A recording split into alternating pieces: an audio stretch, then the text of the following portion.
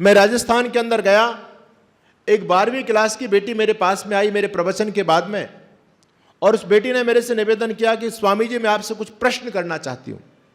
मैंने कहा पूछो, क्या पूछना चाहती हो? बोले आप मुझे पहले क्षमा कर दीजिए क्योंकि मेरे प्रश्न बड़े विचित्र होंगे और आज तक मेरे प्रश्नों का कोई जवाब नहीं दे पाया, मुझे संतुष्ट नहीं कर पाया।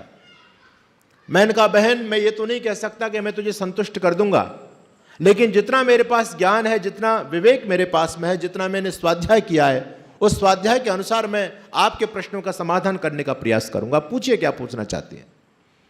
उस बेटी ने फिर दोबारा से अपने कान पकड़े, हाथ जोड़े, गर्दन नीचे झुकाई और कहती अब की बार मैं क्षमा भगवान जी से मांगना चाहती हूं, क्योंकि मैं जो प्रश्न करूंगी आपसे वो भगवान को लेकर के ही है, कहीं भगवान जी बुरा मान जाए मेरे प्रश्नों को लेकर के।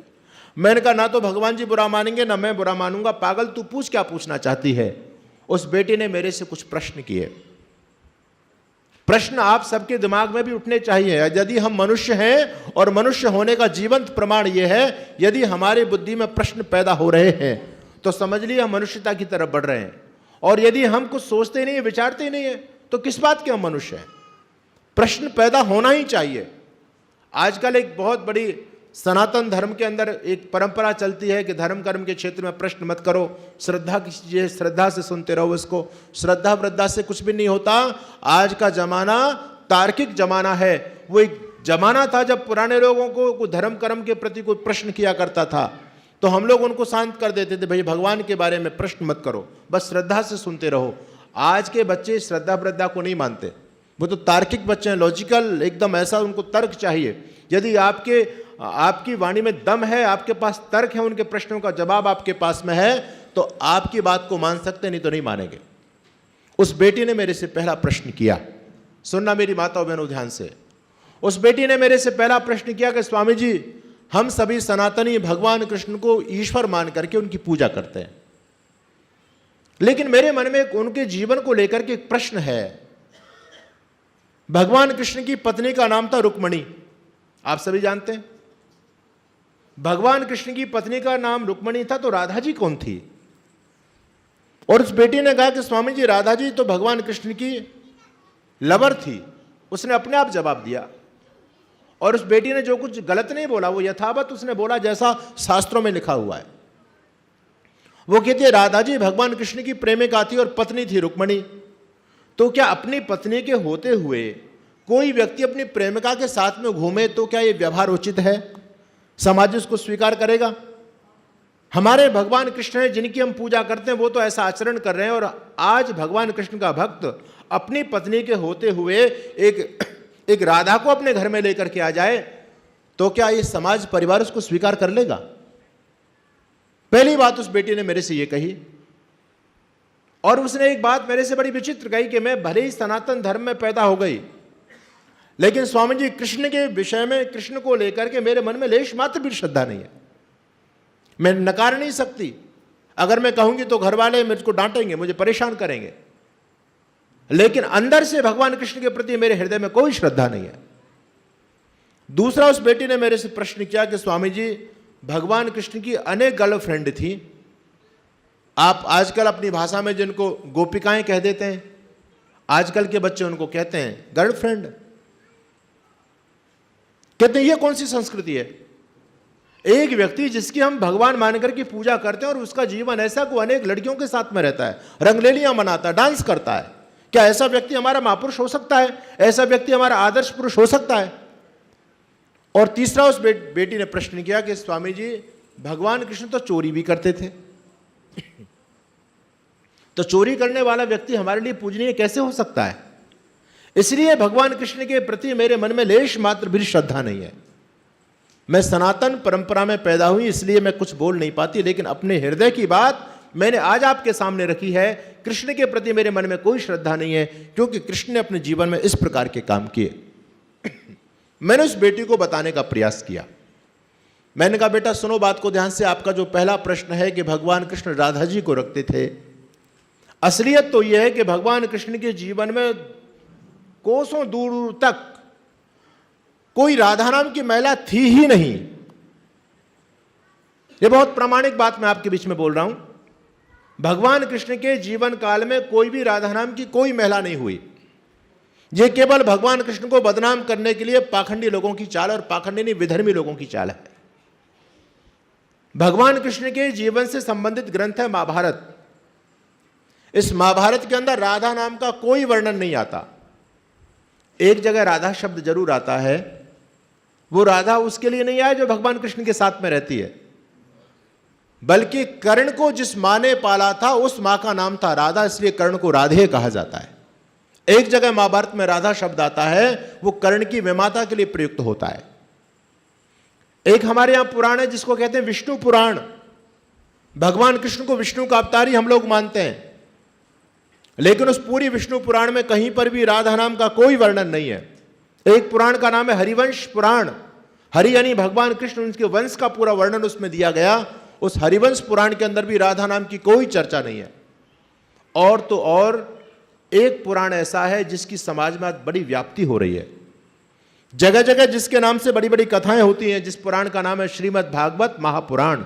आप लोगों ने उसकी कथाएं सुनी होंगी। वैसे तो इस धूर्त भागवतकार ने भगवान कृष्ण को कलंकित करने में कोई कोर कसर नहीं छोड़ी।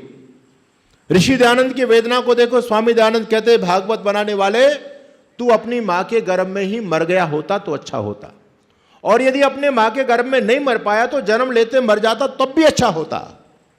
तू इस धरती से समाप्त हो जाता तो बहुत सनातन धर्म का उपकार हो गया होता, क्योंकि तूने हमारे महापुरुष भगवान कृष्ण को जितना कलंकित किया है उतना किसी ने कलंकित किया नहीं भगवान कृष्ण को।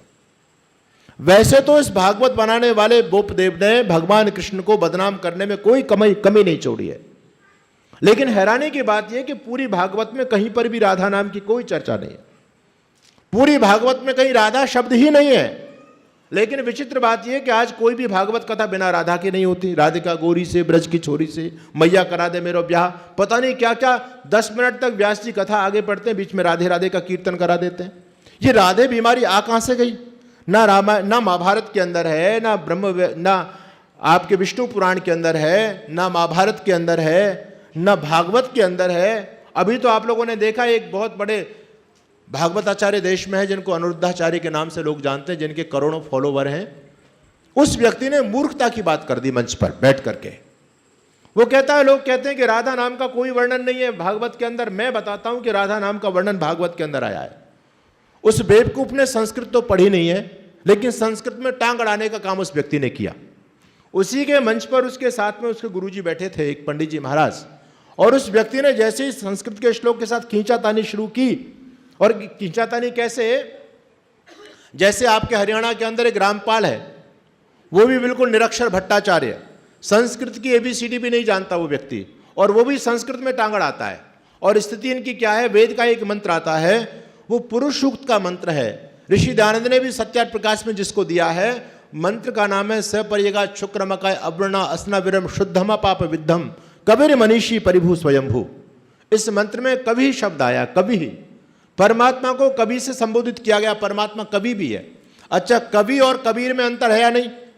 दोनों शब्दों में कितना बड़ा अंतर है? एक तो कवि शब्द है और एक कबीर शब्द है ना, कबीरदास। क्योंकि रामपाल कबीरदास जी का भक्त है, उनको मानता है कबीरपंथी है, तो वो रामपाल कहता है कि कबीरदास जी का वर्णन वेद के अंदर भी है। कबीर मनीषी आया, अरे वहां तो कवि शब्द है, संधि होकर के कबीर बन गया है वो। इसी प्रकार से मोहम्मद को मानने वाले जो लोग हैं वो वेद में मोहम्मद को ढूंढ रहे हैं। कहते हैं हमारे मोहम्मद साहब का वर्णन तो वेद के अंदर है, वेद को सबसे प्राचीन माना जाता है, लेकिन हमारे वेद के अंदर भी मोहम्मद साहब का वर्णन है। आप लोग संध्या में मंत्र बोलते हैं, तक्षुर्देव हितम पुरस्ता शुक्रम चरत पश्ये में शरदा शतम जीवे में शरदा शतम श्रेणिया में शरदा शतम प्रभ्रवा में शरदा शतम अदीनाह श्याम शरदा शतम। मंत्र कहता अदीनाह श्याम शरदा शतम, लेकिन संधि होकर के मदीना श्याम बोल रहे हैं। कहले मदीना का वर्णन आ गया वेद के अंदर, मक्का मदीना का वर्णन है। ईसाई लोग कहते हैं हमारे ईसा मसीह का नाम भी वेद के अंदर आया, ईसा वाश्यमेदम सर्वम, कहते वेद के अंदर ईसा है। बेवकूफ समझने के लिए तैयार नहीं है। आखिर पंडित जी ने कहा कि भागवत के अंदर राधा नाम का वर्णन है, लेकिन उनके गुरुजी ने अच्छी उनको सुनाई कि भाई तुम कब जानते नहीं हो, तुम संधि विच्छेद नहीं जानते हो, संस्कृत तुम पढ़े नहीं हो, तो क्यों बेकार की बातें करते हो। कहने का भाव यह कि पूरी भागवत के अंदर कहीं पर भी राधा नहीं है। अब ये राधा आ कहां से गई? एक पुराण सबसे नवीन पुराण है, हालांकि पुराणों की संख्या बढ़ती चली जा रही है अब, लेकिन जो 18 पुराण माने जाते हैं, उन पुराणों में सबसे नवीन पुराण माना गया ब्रह्म वैवर्त पुराण को। और यह पुराण मुगल कालीन है, मुसलमानों के समय में लिखा गया है। उन लोगों ने देखा कि हम भारत में अपने धर्म का प्रचार करना चाहते हैं। भारत तो तपस्वियों की भूमि है, सिद्धों की भूमि है, संतों की भूमि है, यहाँ तो त्याग और ब्रह्मचर्य का महत्व है। इनके महापुरुषों को देखो, भगवान कृष्ण ने अपने जीवन में कभी भी कोई गलत आचरण ही नहीं किया। भगवान राम को देखो, उनका जीवन कितना पवित्र। और हमारे महापुरुष, हमारे पैगंबर तो डूबे पड़े हैं। उन्होंने ना 6 साल की को छोड़ा, ना 40 साल की महिला को छोड़ा। तो भारत में हम पैर कैसे रखेंगे? इसलिए उन लोगों ने क्या किया, उन लोगों ने एक पुराण की रचना कराई, जिस पुराण का नाम है ब्रह्म वैवर्त पुराण। और इस पुराण में राधा नाम की नई कल्पना की गई। ब्रह्म वैवर्त पुराण के अलावा किसी भी पुराण में राधा का कोई वर्णन नहीं है। और इस ब्रह्म वैवर्त पुराण के अंदर राधा और कृष्ण के 4 संबंध बताए गए हैं। पहला संबंध क्या है? कहते हैं राधा जी कृष्ण जी की पत्नी थी। अब सुनिए, दूसरा संबंध बताया गया, राधा जी कृष्ण जी की प्रेमिका थी। पत्नी भी लिखा और प्रेमिका भी लिखा है। तीसरा संबंध लिखा है, राधा जी कृष्ण जी की आराध्या शक्ति थी। और चौथा संबंध बताया गया है, राधा जी कृष्ण की मामी थी। ये जो आर्य समाज के अंदर भी लोग कहते हैं ना कि राधा जी कृष्ण की मामी थी, ये ब्रह्म वैवर्त पुराण का वचन है। वस्तुतः मेरा मानना यह है कि राधा नाम की महिला कोई थी ही नहीं। ये तो राधा नाम की महिला एक बहुत बड़ी डांसर हुई। जैसे आजकल सपना चौधरी का नाम आप लोग सभी जानते हैं।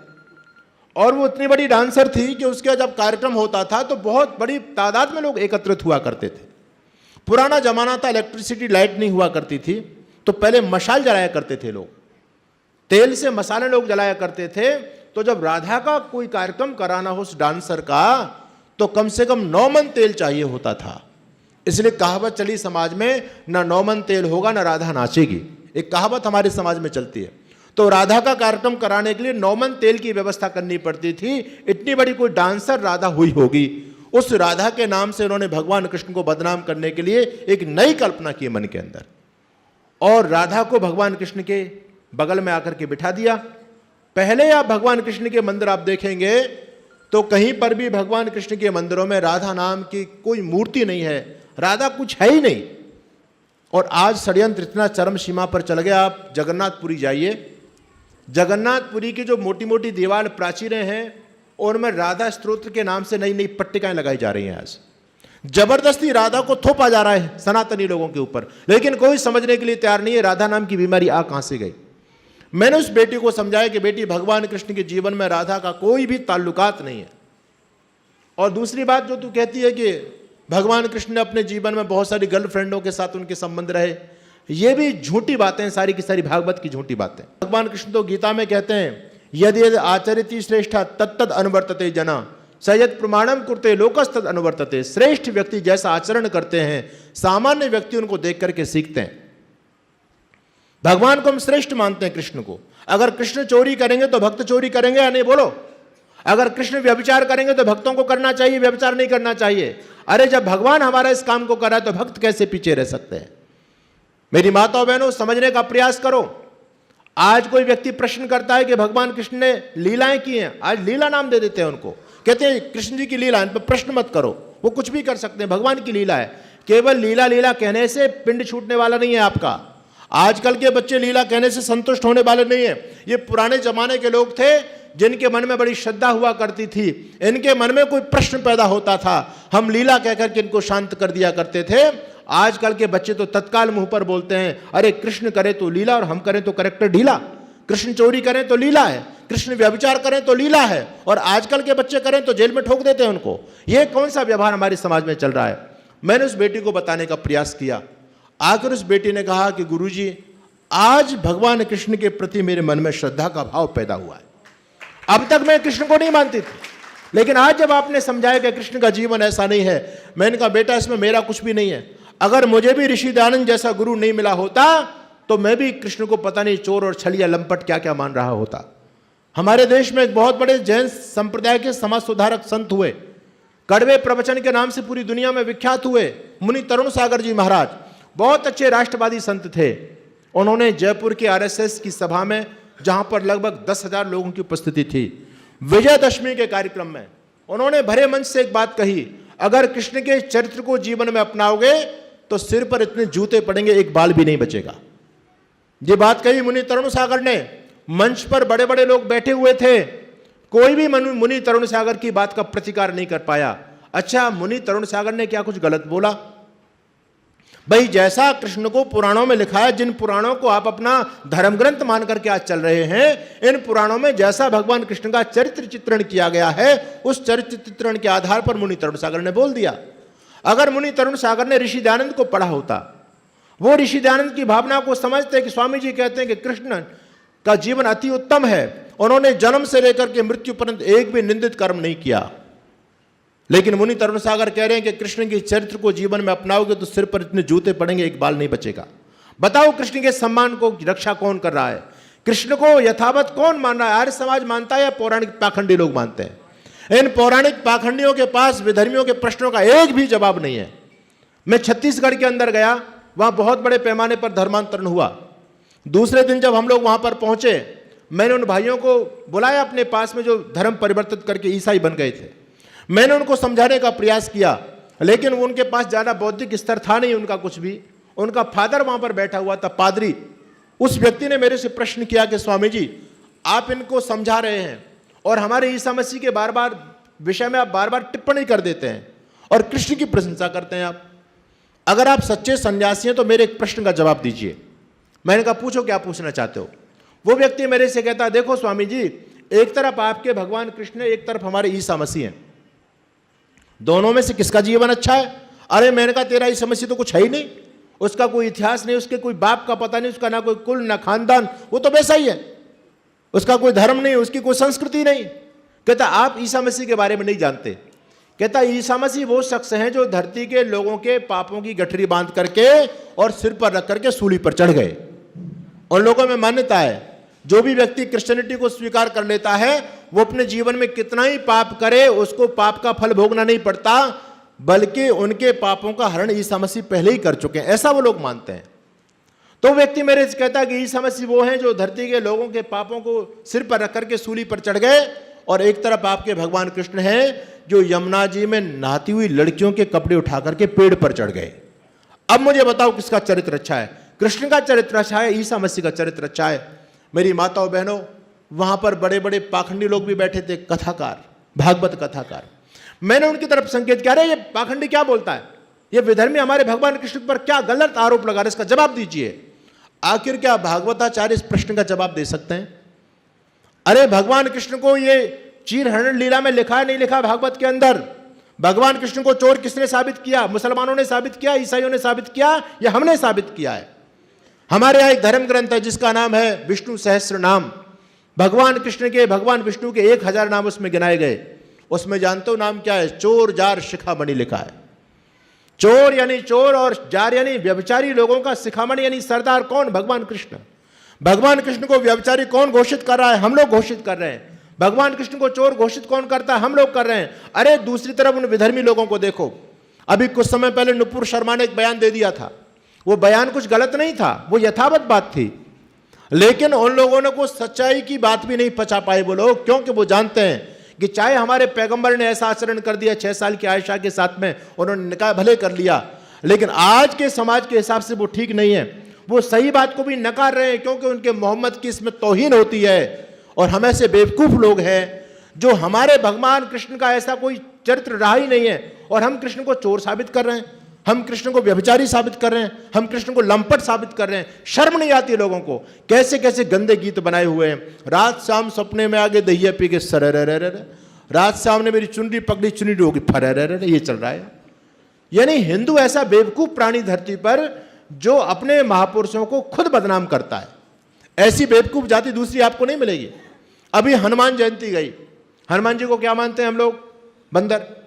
अरे विद्वान तो हमारे समाज के लोग ही तो मानते हैं हनुमान जी को, बाकी पूरा पौराणिक जगत हनुमान जी को क्या मानता है? कहते हैं जी हनुमान जी बंदर थे। अरे बेवकूफ लोगों, एक बात सोचो कि हमारे जब पूर्वज, हमारे महापुरुष बंदर होंगे तो हम उनसे क्या प्रेरणा ले पाएंगे? एक तरफ भगवान राम कहते हैं, जब हनुमान जी की और भगवान राम की पहली मुलाकात होती है ऋषिमुख पर्वत पर, तो जब हनुमान जी को भगवान राम ने देखा तो भगवान राम लक्ष्मण जी से कहते, जब हनुमान जी मिलकर के चले गए तो भगवान राम कहते हैं लक्ष्मण देखो हनुमान जी कितने सुंदर है, इनकी नाक कितनी अच्छी, इनकी आंख कितनी, इनकी आकृति कितनी सुंदर है, कितना भव्य इनका रूप है। अच्छा बंदर कोई सुंदर होता है क्या? बंदर कितना कुरूप होता है।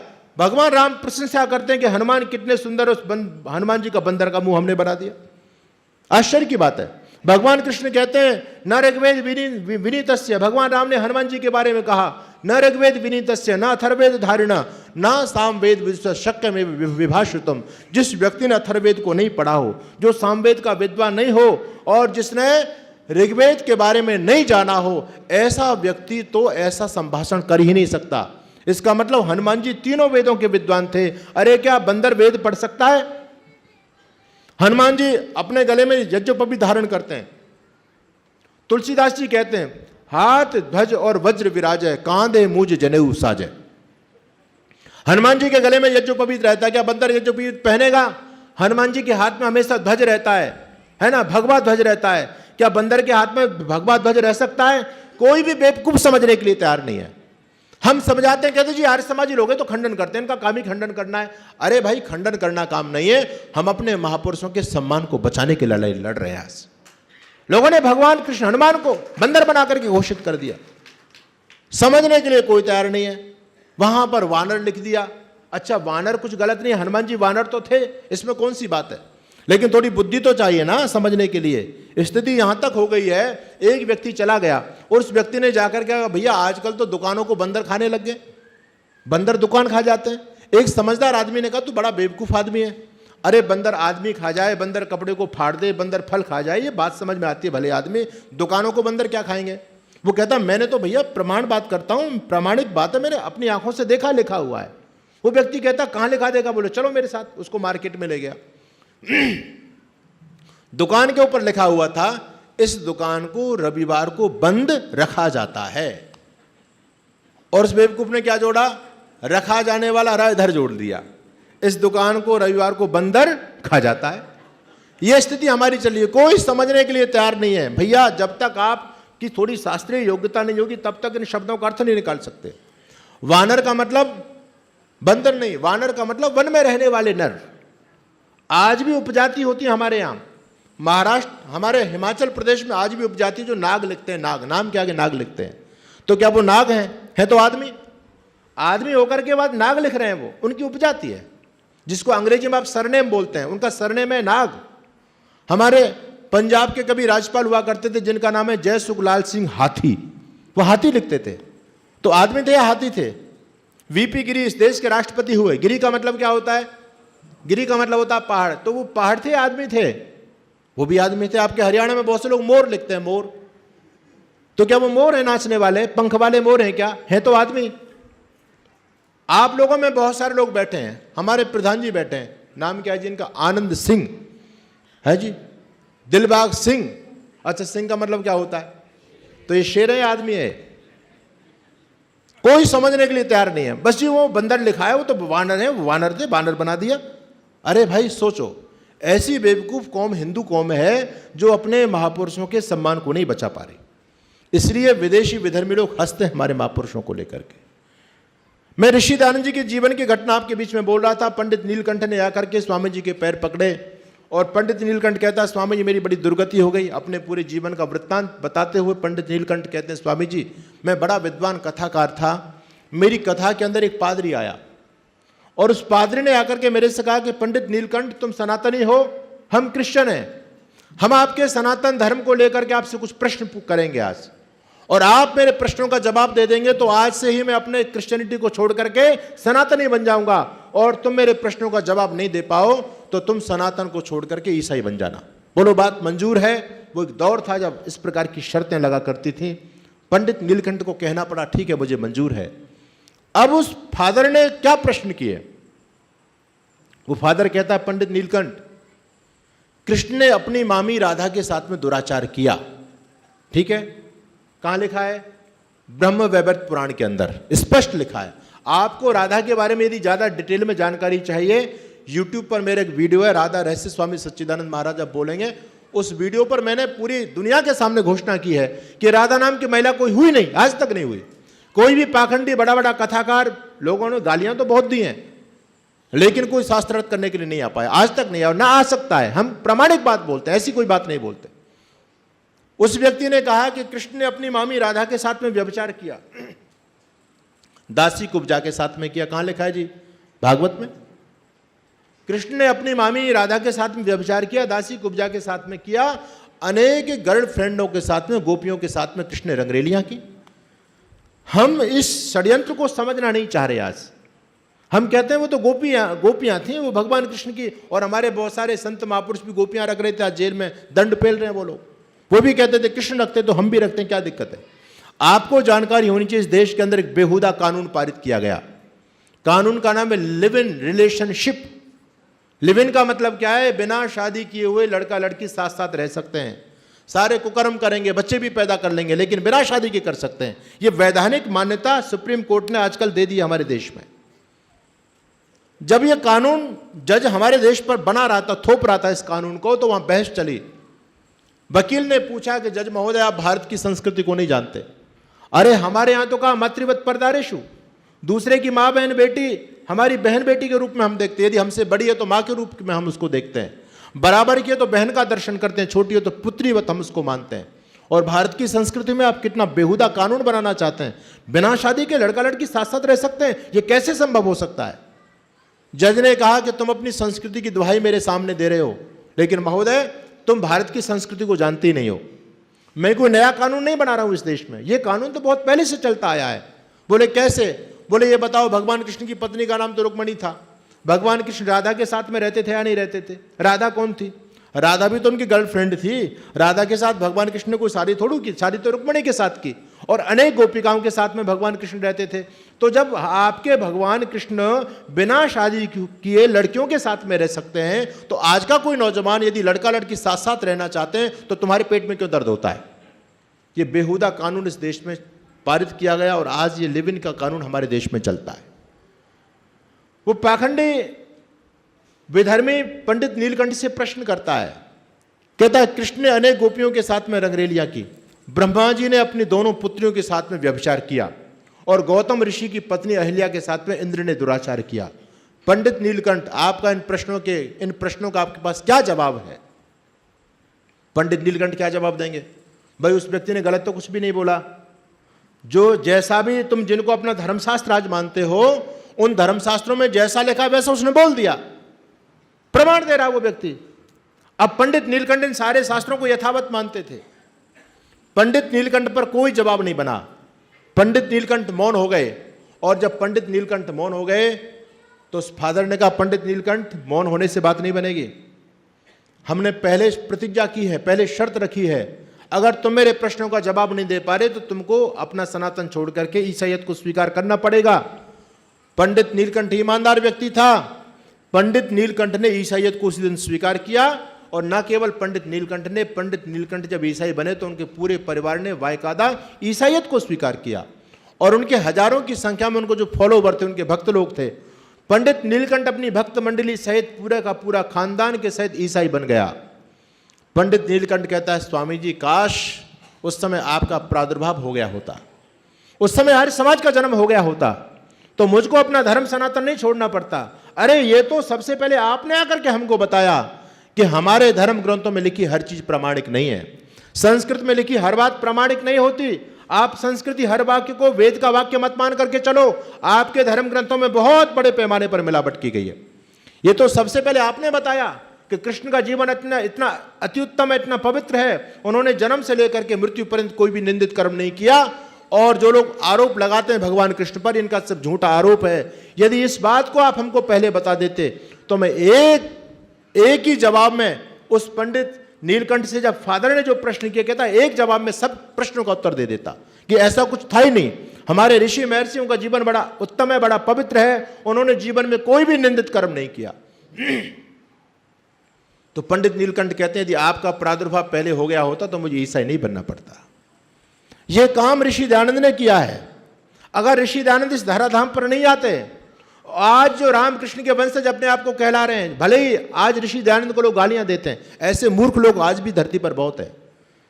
अंदर अंदर ऋषि दयानंद को कोसते रहते हैं, स्वामी दयानंद ऐसा था। अरे भले ही तुम धन्यवाद करो ऋषि दयानंद का, आज तुम हिंदू कहला रहे हो तो स्वामी दयानंद की कृपा से कहला रहे हो। अगर स्वामी दयानंद जी महाराज नहीं आते तो हिंदू खत्म हो गया होता, या तो हम ईसाई बन गए होते या मुसलमान बन गए होते। रामकृष्ण के वंशज आज धरती पर जीवंत हैं, सनातन परंपरा को मानने वाले लोग बचे हुए हैं। ये आर्य समाज और ऋषि दयानंद की कृपा से बचे हुए।